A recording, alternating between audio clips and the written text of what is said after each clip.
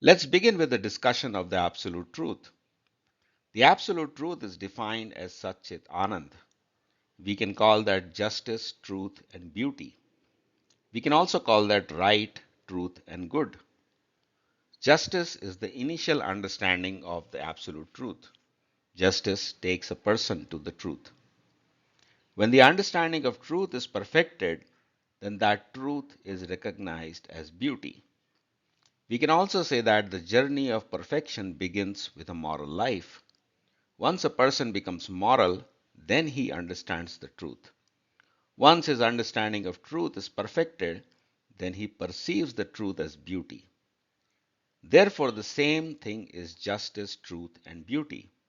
Justice is the remote understanding of the absolute truth. Truth is a better understanding, and beauty is the best understanding.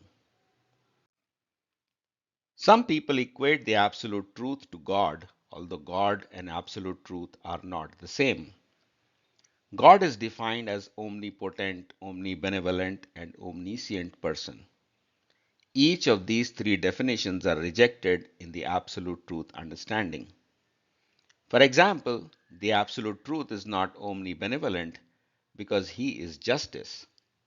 An omnibenevolent God forgives people's sins, contrary to justice.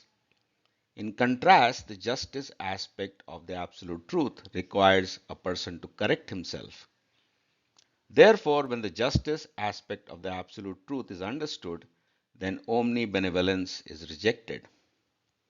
Similarly, the absolute truth is not omniscient because he is truth. The truth has no interest in falsehoods. The truth separates itself from falsehoods.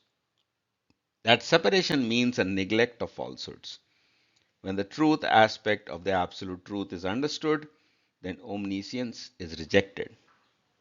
Finally, the absolute truth is not omnipotent because he is beauty. The absolute truth attracts everyone by his beauty. He doesn't need to use his power because he is irresistibly attractive. When the beauty of the absolute truth is understood, then omnipotence is rejected.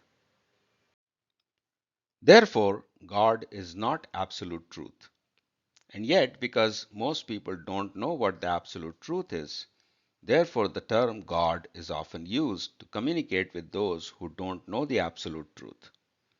The God aspect of the absolute truth primarily manifests in the material world, where power is used to reward and punish the soul. Every action is recorded for future reward and punishment.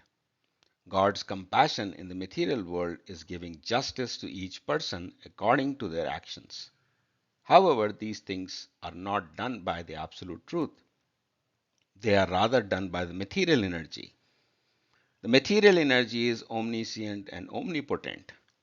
However, the material energy doesn't forgive the sins.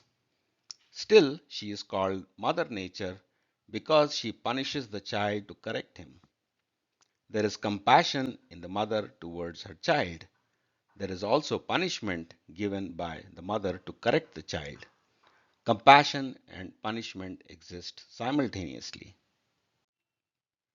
It means that the punishment is minimized to whatever necessary for correction. The punishment is not eternal. It is proportionate to one's deeds and removed when the living entity is corrected. Thus, when the idea of omnipotence exists, then the idea of omnibenevolence is modified to that of a punishing mother. When omnibenevolence exists in the transcendental world, omnipotence is absent. Hence, there is nothing that is at once omnipotent, omniscient, and omnibenevolent. And yet, we use the term God to refer to the absolute truth for those who don't understand it.